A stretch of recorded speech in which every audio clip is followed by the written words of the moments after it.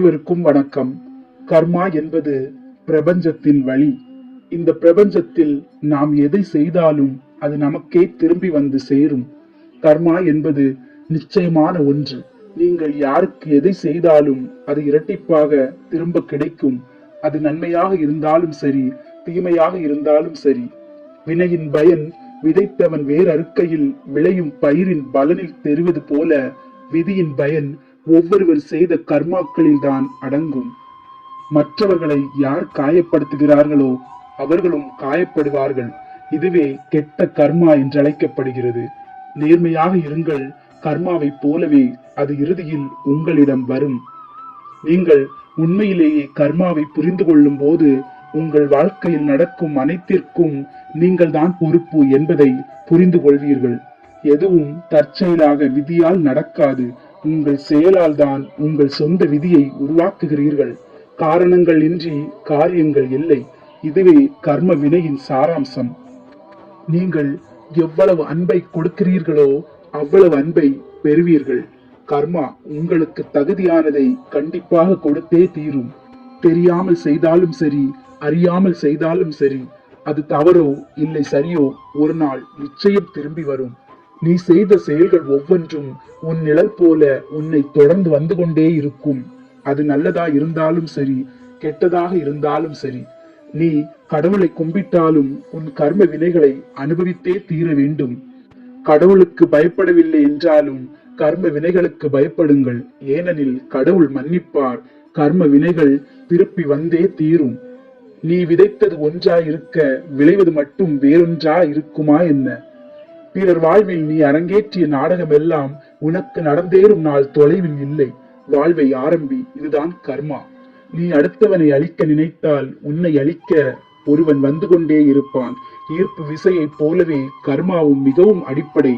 நாம் தான் அதை அடிக்கடி கவனிக்க மாட்டோம். பிறர் கூட்டை கலைத்தவருக்கெல்லாம் கூடே இல்லாமல் செய்து தன் இருப்பை உறுதி செய்திருக்கிறது கர்மா. பழிவாங்க உங்கள் நேரத்தை வீணாக்காதீர்கள். உங்களை காயப்படுத்தியவர்கள் இறுதியில் தங்கள் கர்மாவை எதிர்கொள்வார்கள்.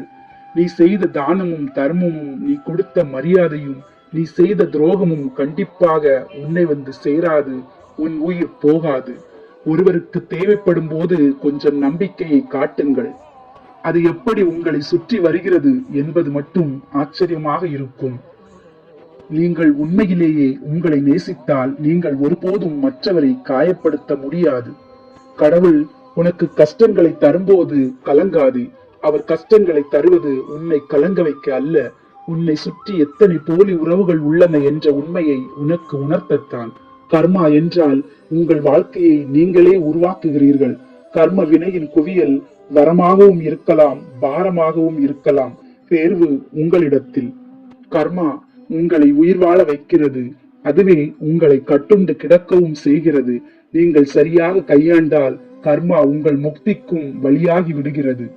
உங்கள் கடந்த காலத்தில் நீங்கள் எத்தகைய கர்ம வினையை சேர்த்திருந்தாலும் இந்த கணத்தின் கர்மவினை எப்போதும் உங்கள் கைகளில் தான் உள்ளது. திருந்துவதற்கு இடமும் வாய்ப்பும் கொடுக்கவில்லை என்றால் நீங்கள் வருந்துவதற்கு நேரத்தை வகுத்து விடுவான் இறைவன். செய்த தவறை மீண்டும் செய்யாதீர்கள். நீ குற்றம் செய்யும் போது கடவுள் உன்னை பார்க்கிறார். நீ தண்டனை பெறும்போது கடவுளை நீ பார்க்கிறாய். கோவிலுக்கு சென்றுதான் புண்ணியத்தை சேர்க்க வேண்டும் என்பதில்லை. யாருக்கும் தீங்கு செய்யாமல் இருந்தாலே கோவிலுக்கு சென்றதற்கு சமமாகிவிடும். நன்மையோ தீமையோ அவரவர் செய்யும் செயல்களுக்குண்டான பலனை இன்று இல்லையானாலும் என்றாவது ஒரு நாள் கண்டிப்பாக அனுபவித்தே ஆக வேண்டும். ஒருவர் உன்னால் மனமுடைந்து அதை இறைவனிடம் முறையிட்டு அழும் நிலைக்கு ஒருபோதும் கொண்டு வந்து விடாதே. உடைக்கப்பட்ட மனங்களின் வேண்டுதல் இறைவனிடத்தில் மிகவும் சக்தி வாய்ந்தவை. அவை உங்கள் பாவ கணக்கில் சேர்ந்துவிடும். வாழ்வின் நிலையாமையை பற்றி ஒருவனம் சிந்தித்தாலே போதும் தான் என்ற ஆணவம் அழிந்துவிடும். நேரமும் சூழ்நிலையும் எந்த நேரமும் மாறலாம். வாழ்க்கையில் யாரையும் மதிப்பிடவோ காயப்படுத்தவோ வேண்டாம். கர்மா ஒரு கொடூரமான எஜமானி. நாம் பிறருக்கு செய்வது மற்றொருவர் மூலமாக நமக்கு வந்து சேரும். அது உதவியாக இருந்தாலும் சரி, துரோகமாக இருந்தாலும் சரி. வலிமையான நபர்கள் பழி வாங்குவதில்லை. அவர்கள் கர்மாவே அந்த அழுக்கான வேலையை செய்யட்டும். கர்மா உங்களை கவனித்துக் கொள்ளும். நான் என்னை கவனித்துக் கொள்வேன். என்று உறுதி அளியுங்கள். நல்லதை செய்யுங்கள், நல்லது உங்களை பின்தொடரும். பொறுமையாக இருங்கள்.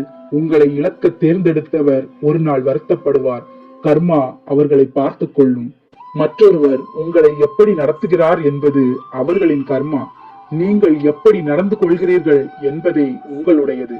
யாரையும் பழிவாங்க எண்ணாதீர்கள். உங்களை துன்புறுத்தும் நபர்கள் இறுதியில் தங்களை தாங்களே திருத்திக் கொள்வார்கள். நீங்கள் கர்ம வினைகளை சரியாக செய்திருந்தால் கடவுள் உங்களை பார்க்க அனுமதிப்பார். உங்கள் வாழ்க்கையின் ஒவ்வொரு கணமும் உங்களை சுற்றியுள்ள அனைத்தும் கடந்த கால கர்மாக்களின் விளைவாகும். நன்றி, வணக்கம்.